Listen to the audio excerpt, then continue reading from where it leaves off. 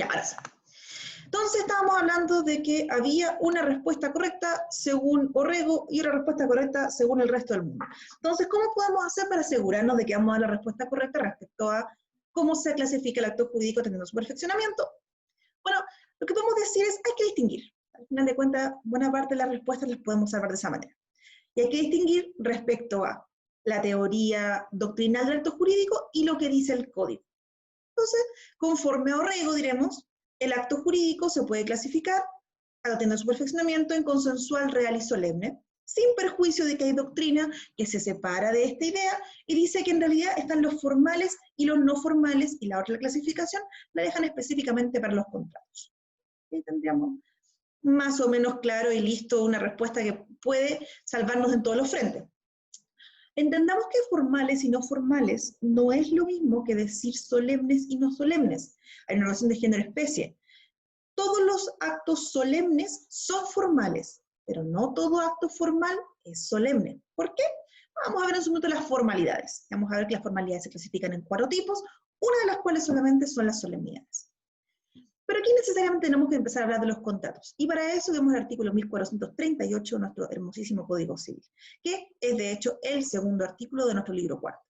Dice aquí un concepto de contrato, muy vapuleado, muy malo, muy terriblemente criticado, porque al final de cuentas parte siendo algo espantoso y confunde contrato con convención. ¿Y por qué esto es grave? Hace un segundo decíamos que todo acto jurídico es una convención. Correcto. El acto jurídico, al final de cuentas, lo importante es que haya voluntad, efecto jurídico y el amparo del derecho. Luego dijimos, la convención es el acto jurídico en que concurren 2 o más voluntades.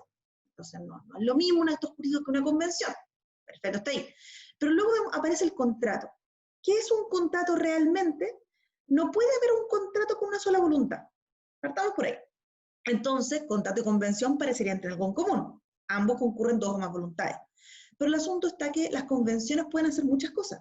Las convenciones pueden crear, modificar, extinguir, transferir y transmitir derechos y obligaciones. Técnicamente no podrían transmitir porque adolecerían de objeto ilícito, pero podrían intentarlo en teoría. Y cuando hacemos esto, decimos, mira, la convención puede hacer todos estos efectos distintos, y luego vemos el contrato solo puede hacer una, crear derechos y obligaciones. Entonces, nuevamente, en una relación de género-especie, la convención sería el género, el contrato, la especie. Toda vez que el contrato solamente crea. Es una forma de árbol, decimos, todo contrato es convención, toda convención es acto jurídico, todo acto jurídico es un hecho. ¿Estamos claros? ¿Sí? ¿Momento arriba? A mí me quedó una duda sutil, obvio. Dijiste delante que el acto jurídico y convención no son sinónimos, porque acto jurídico y convención no son sinónimos. ¿Cierto? Porque la convención crea derechos y obligaciones y acto jurídico no necesariamente todos crean derechos y obligaciones. ¿Eso? No. No son sinónimos porque acto jurídico puede ser con una o con 2 voluntades. Y la convención no habría una convención. Exacto, requiere 2 sí. partes, porque es un un convenio. Un testamento es un acto jurídico, pero no es una convención. Okay, porque es una sola voluntad de un autor. Ya. Lo que decíamos que la relación entre contrato y convención era porque el contrato solamente crea, mientras que la convención crea, modifica, extingue, transfiere, transmite. ¿Ya?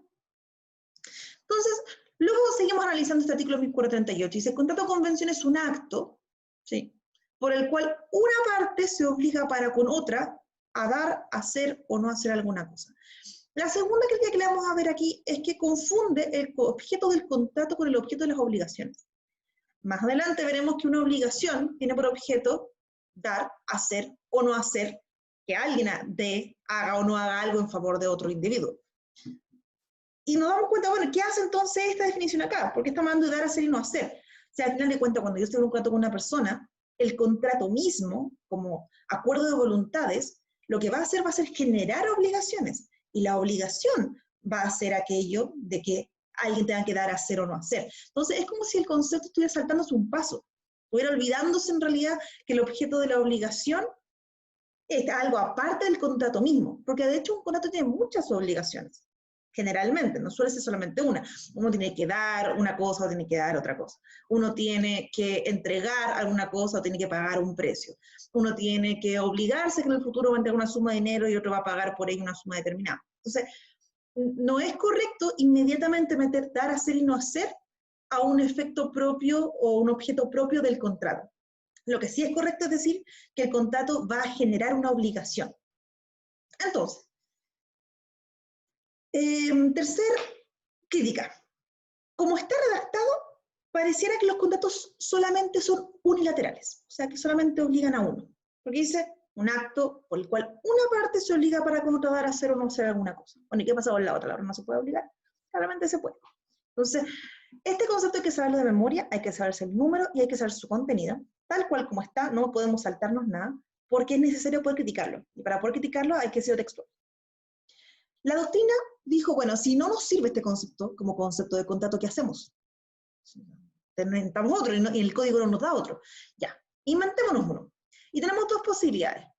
Irnos por uno extenso, que al final no es otra cosa que una modificación del concepto de acto jurídico, pero aplicado específicamente al contrato, o uno más concreto, más resumido, que va simplemente al hueso, que es el que da el profesor Celis. En cuanto al extenso, si nosotros decíamos que el acto jurídico era una manifestación de voluntad queridas por el autor las partes, aquí sabemos que en el contrato no hay autor, solo hay partes. Entonces, manifestación de dos o más voluntades destinadas a producir efectos jurídicos queridos por las partes y que se encuentran amparadas por ordenamiento jurídico. Eso podría ser perfectamente, dado el caso, un contrato.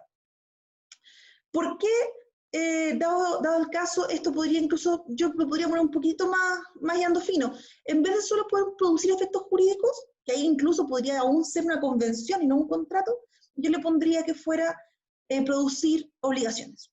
La manifestación de dos o más voluntades destinada a generar o producir obligaciones queridos por las partes y que se encuentran amparadas por ordenamiento jurídico.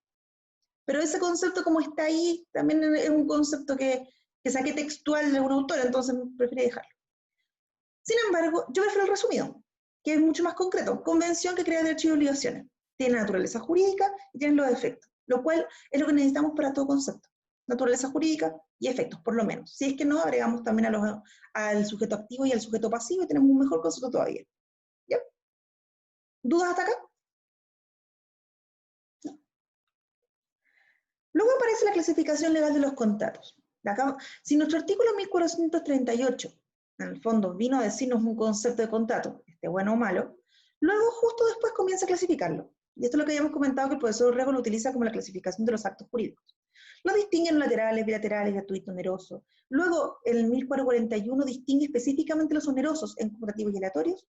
Y ya en 1442 y 1443 están principales accesorios, consensuales, reales y solemnes. No es necesario que lo veamos en detalle ahora, porque al final de cuentas está muy claramente explicado, pero si quieren hacer alguna pregunta de uno en concreto, la resolvemos de inmediato. ¿Alguna pregunta de la clasificación legal de los contratos? ¿No? ¿Algo? Parece que no. Ya. La clasificación doctrinal, aquí tenemos un tema porque no toda la doctrina clasifica igual los contratos. Alguna doctrina va a dar 20 clasificaciones distintas a los contratos, otras van a dar 3 y así, pero hay algunas poquitas que son las que están puestas aquí que son las más usuales. Los contratos bilaterales, en concreto, que son aquellos en que ambas partes se obligan, se pueden distinguir en sinalagmáticos perfectos y sinalagmáticos imperfectos. Son sinalagmáticos perfectos aquellos que al final de cuentas son naturalmente bilaterales, son bilaterales todo el tiempo. Y el sinalagmático imperfecto son aquellos en que en principio una sola parte se obliga y la otra solo en cierta eventualidad podría verse obligada. Por ejemplo, en el contrato de comodato. En contrato de comodato, yo le presto a alguien una cosa y el contrato nace cuando yo le entrego la cosa. Yo le digo a Liz, te voy a pasar mi código civil, cuídamelo y me lo restituye el día lunes. Cuando yo le he hecho la entrega, ahí recién Liz nace su obligación que va a ser restituir cuando el día lunes. Yo no tengo ninguna obligación porque yo le entregué mi código. Entonces, solo Liz tiene obligaciones en el contrato de comodato en este caso. El tema está que si Liz resulta que está viendo el código y está estudiando, y el código, por dar un ejemplo, no es un código oficial, sino que en realidad es un plagio y algunos artículos no están bien o algo por el estilo, y eso le perjudica a Liz, y yo no se lo dije, y ella siempre no tendría por qué haber asumido que el código no estaba en buen estado, no servía para su uso, yo tendría podrían hacer una obligación que sería de indemnizar a Liz. Y eso es una cosa propia que se ve mucho en los contratos reales. En el fondo, normalmente, quien entregó no tiene más obligación, salvo que le haya perjudicado de alguna manera al que recibió. Entonces, ese sería un caso de un contrato sinalagmático imperfecto. Ahora, hay algunos autores que no les gusta esta clasificación porque dicen, no, pues los contratos son bilaterales o son laterales, las cosas no cambian. No es que pueda yo de repente decir que el contrato es unilateral y se convirtió en bilateral. Digamos que por eso se creó esta clasificación, para no tener que decir eso. No, los contratos son unilaterales, pero pueden ser unilaterales sinalagmático imperfecto. A mi parecer es una discusión bastante poco relevante para la práctica, en realidad. Si hay obligaciones, hay que cumplir las obligaciones. Luego tenemos los contratos accesorios. Tenemos un tema en el código porque cuando los clasifica y los distingue, se refiere a ellos como los gratuitos, o sea, aquel que tiene por objeto garantizar el cumplimiento de una obligación principal. Y cuando hablamos de garantías, bueno, pensamos en la hipoteca, pensamos en una prenda, pero resulta que hay otros contratos que no tienen por objeto garantizar una obligación principal y que, en estricto rigor, serían accesorios porque se extinguen por vía consecuencial. ¿Qué significa eso? Que si se desapareciera por el motivo que fuera el contrato al cual son accesorios, ellos también se extinguen. ¿Podemos pensar en algún ejemplo de un contrato accesorio que no sea de garantía?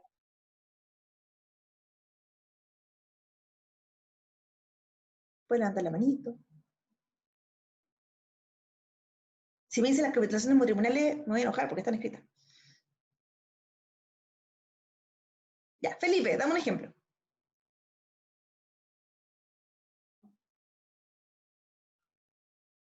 Felipe. La promesa no era uno. La promesa no es un contrato accesorio, es un contrato principal. De hecho, es una pregunta muy clásica de examen de grado. Sí, era todo lo contrario, era como que la promesa no era ya. El motivo de eso es porque la promesa genera obligaciones por sí mismas que no dependen del contrato prometido. Es decir, si el contrato prometido no se celebrase, entonces la promesa cobraría sus efectos propios y nosotros podríamos buscar las 5.000 penas del infierno contra la persona que prometió y no cumplió, siempre y cuando la promesa tenga todos los requisitos que requiere el artículo. El asunto con la promesa es que uno tiende a pensar que es accesorio, porque bueno, estoy prometiendo otro contrato, entonces parece estar vinculado a otro contrato. Sí, pero aún así no depende si el contrato futuro, si ese contrato de compraventa futuro se extingue, eso formalmente no hace la extinción de la promesa. La promesa es un contrato en sí mismo y principal. ¿Qué otros contratos podríamos tener que no sirvieran de garantía? Recuerden que tenemos el principio de la autonomía de la voluntad. Nosotros podemos crear contratos. E incluso podemos darle un contrato carácter de dependiente. O sea, yo podría decir, mire, yo voy a celebrar esta compraventa con usted y durante los próximos 30 días que usted haya tenido esta compraventa conmigo, yo además me voy a asegurar de darle también esta otra posibilidad de esta otra compraventa, la segunda compraventa. Pero si no se celebra la primera compraventa, entonces no tenemos la segunda compraventa. O sea, se extinguiría por vía consecuencial la segunda compraventa solamente porque nosotros lo decidimos así. Entonces, ahí no estaríamos intentando garantizar la primera, simplemente estamos dando otra alternativa dependiente de la primera. Melissa, dígame. Esto, perdón que me adelante en verdad, pero esto podría tener que ver con las obligaciones facultativas. O sea, las obligaciones facultativas, propiamente tales, al ser obligaciones y no contratos aparte propiamente tal, yo diría que son parte del mismo contrato. O sea, yo tengo un contrato que tiene dentro de sí las obligaciones facultativas. Claro, pero me refiero, podía tirar como un cable, me refiero a eso, como que quizás como que este tipo de contrato, el dependiente, podría generar una obligación facultativa, que es como lo único que puedo pensar en realidad dentro de lo... Estaba tratando de buscar, no sé, un contrato que me genere como, de alguna forma, dos obligaciones de tal manera que la que al cumplir una no muera la otra, necesariamente. Pero mira, el tema de las capitulaciones matrimoniales funciona bien para explicarlo de manera concreta. Las capitulaciones matrimoniales son un contrato, ¿correcto? Uh-huh. Porque son un contrato, porque son una convención que genera derechos y obligaciones. Concretamente. O sea, por ejemplo, yo por capitulación matrimonial me obligo a darle una mesada a mi cónyuge. Entonces, de ahí en adelante tengo que dar una mesada a mi cónyuge, de X.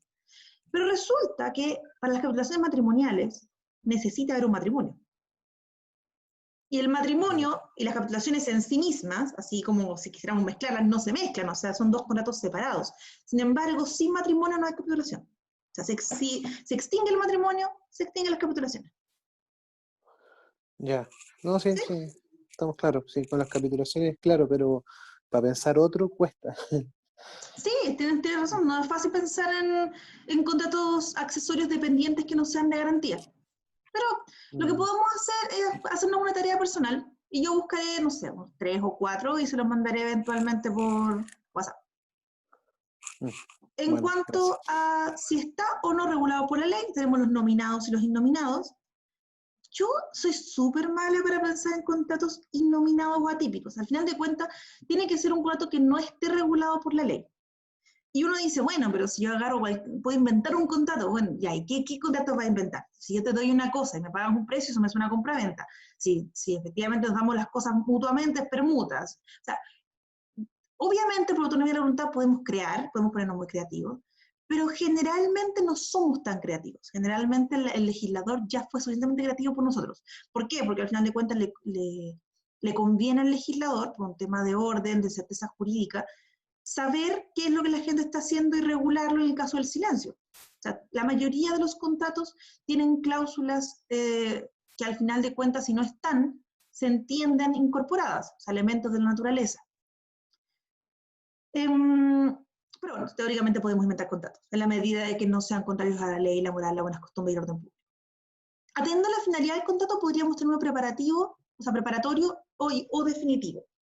La promesa sería un contrato preparatorio, aunque es principal. ¿Por qué? Porque es aquel que se ha celebrado con la intención de celebrar otro contrato en el futuro. El mandato sería otro caso, o sea, yo no hago un mandato para dejarlo así, yo hago un mandato pensando que esa persona luego va a celebrar un acto jurídico en mi nombre y representación. Y la promesa es lo mismo, no hago una promesa solo porque sí, lo hago para que las partes, pues, efectivamente, contraigan la obligación de que van a celebrar un acto jurídico en el futuro, sea la llegada de un plazo o el cumplimiento de una condición. Y los definitivos suelen ser la regla general, o sea, aquel en que se celebra en virtud de un contrato preparatorio. O que no, que podría ser simplemente que se celebraron sin necesidad de un contrato preparatorio, como una simple compraventa. Viendo cómo se proceden los efectos, aquí yo tengo una pequeña, digamos que no estoy muy de acuerdo con algunos autores, pero les voy a mencionar de todas maneras, que dice que están los de ejecución instantánea y de tractos sucesivos o escalonados. Los de ejecución instantánea son aquellos en que las obligaciones, una vez cumplidas, se agotan. O sea, toma, yo estoy vendiendo una taza de café, te hago la tradición de taza de café, me pagas el precio por la taza de café, se acabó. Mientras tanto, los tratos sucesivos escalonados son aquellos que una vez se extinguen se renovarían por otras de igual naturaleza. Aquí, el profesor Celis, a lo menos, dando este concepto, luego habla del contrato de arrendamiento. Y dice, mira, tú tienes la obligación de pagar la renta en enero, luego en febrero, luego en marzo y así. Entonces, en el minuto en que yo pagué la renta de enero, teóricamente se extingue la obligación y nacería otra obligación en febrero de pagar la renta. A mí esto me hace ruido, porque al final de cuentas, si se extinguiese la obligación, entonces no estaríamos hablando de una innovación, estaríamos hablando de que cada obligación es aislada de sí misma. O sea, si yo eventualmente pago enero, no pago febrero, pero pagué marzo, estamos diciendo que cumplí 2 obligaciones y me faltó una del contrato, y que el contrato genera obligaciones mes a mes. Es raro, porque al final de cuentas yo tendería a pensar que la obligación en realidad es pagar la renta en el tiempo estipulado. Eso es como se entiende que es el pago de las rentas en los contratos de arrendamiento. Ahora, para no entrar en conflicto con esto, la mayor parte de los contratos de arrendamiento de todas maneras ponen que de no pagarse una, 2 o 3 rentas o las que las partes estimen, se entiende entonces que todas las rentas del contrato completo, del año completo, se entiende que deben pagarse de una. O sea, Ahí aparece la cláusula de aceleración, que veremos efectivamente en el contrato de arrendamiento. Pero esta es una clasificación que a mí no me gusta mucho. Atendiendo a cómo se determina el contenido del contrato, tenemos de libre discusión o simétricos y de adhesión o asimétricos. Los ejemplos más típicos aquí son cuando yo voy a contratar un servicio de agua, luz, telefonía. Ahí tenemos generalmente contratos asimétricos, o por ejemplo una membresía de un gimnasio, un club de algún tipo. Porque tienen un montón de contratos que ya tienen su tipo y tú simplemente los tienes que leer y aceptar. También los contratos bancarios suelen ser lo mismo. Los asimétricos son bastante interesantes, sobre todo para lo que es ley de protección al consumidor, porque normalmente significa que hay una parte que tiene todo el poder para poder redactar el contrato y es que está ofreciendo un servicio, y la otra que no le queda más que aceptar o rechazar, y ese generalmente es el consumidor. Y de ahí aparecen algunas normativas especiales que no caen en la necesidad en este curso, pero que es importante saber dónde más se suelen ver. En cambio, los de discusión o simétricos, aquí aparecen más bien los contratos de la legislación común, o sea, de las personas, persona a persona, o ya si estamos hablando de dos individuos que tienen un cierto grado de poder similar, como puede ser incluso de empresa a empresa. Al final de cuentas, muchas veces se da un número crítico, y ahí uno podría ponerse a discutir si los contratos laborales, por ejemplo, son contratos simétricos o asimétricos. En estricto rigor, la legislación intenta que sean simétricos, por eso es que tenemos la posibilidad de hacer asuntos como ¿cómo se llama esto? Negociaciones colectivas, por ejemplo, cuando todos los trabajadores intentan negociar colectivamente con el empleador para efectos de que así se busca la simetría. Pero de facto, no sé qué tanto se alcanza la simetría en materia laboral. Nuevamente, solamente un comentario, no vale la necesidad ir más allá de eso. Luego tenemos el artículo 1444. Este es otro de esos artículos que hay que saber tanto el número de memoria como su contenido. Sí, el contenido de memoria, pero no necesariamente en el mismo orden. Aquí es más importante poder distinguir qué es lo que dice el artículo. ¿Ya? El artículo de memoria y el contenido del artículo más o menos claro. Los elementos o cosas del acto jurídico serían los elementos esencial, natural y accidental. Tengamos claro que el código nunca habla de elementos del acto jurídico, de hecho dice las cosas del contrato. Pero la doctrina dijo, mira, en vez de decirle cosas, le vamos a llamar elementos, para no confundirnos luego con la cosa en materia de bienes. Porque cosa en bienes tiene un significado totalmente distinto a lo que dice el artículo 1444. Y como estamos hablando de que aquí estamos en el título que viene poquito después de esto, se empieza a referir a los actos jurídicos, y estamos intentando entender el acto jurídico, no lo llamemos contrato, llamemos acto jurídico, porque podemos entender esa teoría dentro de cualquier acto, más allá que sea un contrato o no. Entonces, de ahí que dice elemento del acto jurídico, cosa que no van a leer ni ver escrito en ninguna parte del código de ninguna manera. Nuevamente, la doctrina haciendo las suyas. Elemento esencial del acto jurídico, aquellos sin los cuales el acto no genera efecto alguno o genera otro distinto. Hay que distinguir esto en dos partes. Primero, aquellos sin los cuales el acto no genera efecto. Cuando decimos no genera efecto, trae harta discusión. Hay alguna doctrina que dice, bueno, si no genera efecto, entonces no existió. Bueno, es una forma de verlo. Pero otros entienden cuando dicen no genera efecto, es que hay una causal de nulidad. ¿Ya? Y luego aparece o degenera en otro distinto. Degenerar en otro distinto, aquí se refiere, bueno, a lo mejor usted no puso todos los requisitos del acto jurídico que correspondía, pero sí puso suficientes para otro acto jurídico. Por ejemplo, yo resulta que he decidido celebrar un acto en el que hay un precio y hay una cosa. Ya, ahí habría una compra-venta.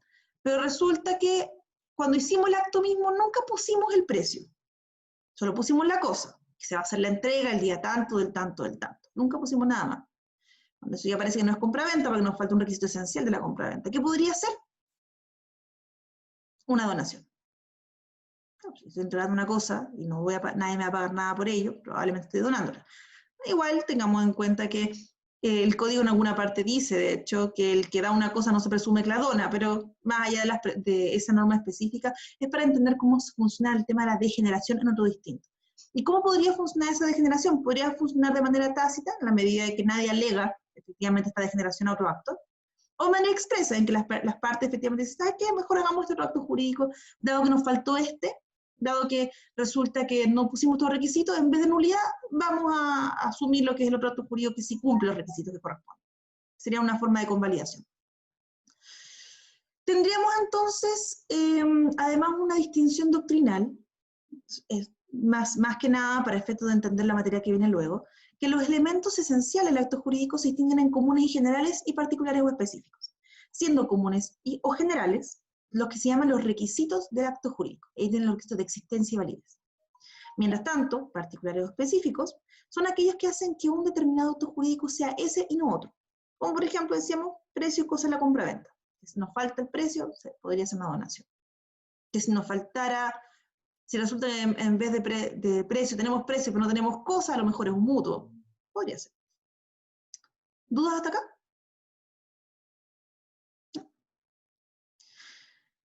En los ejemplos que puse ahí es bueno que sepan por lo menos dos, y sepan dos que puedan desarrollar luego en su examen. Es decir, si me hablan de la condición resolutoria tácita en tu contrato bilateral, mínimo tienen que saber el 1489, deben saber lo que es la condición, deben poder clasificar la condición, y deben saber lo que son los contratos bilaterales. Entonces, es importante que los ejemplos que conozcan los manejen. No den ejemplos que no puedan desarrollar. Luego, los naturales y los accidentales no los voy a desarrollar mayormente, pero básicamente naturales son aquellos en que si las partes no dijeron nada, se entienden incorporados, y los accidentales son aquellos que las partes tienen que agregar a través de cláusulas. Si no las agregan, entonces no pasa nada. Los accidentales son los que vienen a modificar fundamentalmente los efectos normales y usuales del acto jurídico. Tengo una pregunta, volviendo atrás, Melissa, sobre uno de los ejemplos que pusiste, ¿Sí? que en lo accidental estaba la representación. La representación no se refiere a la representación del padre respecto al hijo, ¿sí? No, No, porque se ella refiere a la representación sería... en términos generales, no a la representación legal. Ah, ya, perfecto. Cuando hablamos de representación, la regla general es que los actos jurídicos los hago yo en mi nombre. No es usual que se hagan mediante representación, salvo casos concretos, como puede ser la representación legal o la representación convencional. La convencional Perfecto. sería, bueno, también está la representación unilateral. La representación legal sería, por ejemplo, los padres con sus hijos, el representante legal de una empresa. En la representación convencional tenemos el mandato, y la representación unilateral tendríamos el cuasi contrato de agencia oficiosa. Perfecto.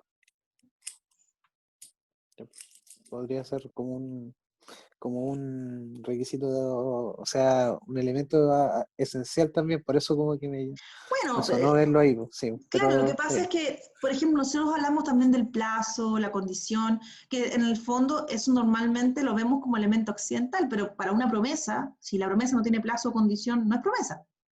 Entonces ahí sí es un elemento esencial. Entonces, los que son elementos accidentales podrían eventualmente para ciertos actos ser esenciales. De hecho, la condición resolutoria tácita es una condición, así que técnicamente, digamos que la condición siempre es accidental, es incorrecto, porque en los contratos bilaterales la condición es un elemento de naturaleza. Claro. O el plazo en el mutuo. El plazo también normalmente es un elemento accidental, pero en el mutuo, si no se ha dicho nada respecto de cuándo se va a restituir la cosa, son 10 días. No, sí, estoy claro. Sí, ahí mismo la representación del mandato. No sé, era eso. Ya, vamos a dejarlo hasta aquí, porque ya me parece que estamos, sí, ya estuvimos un buen rato.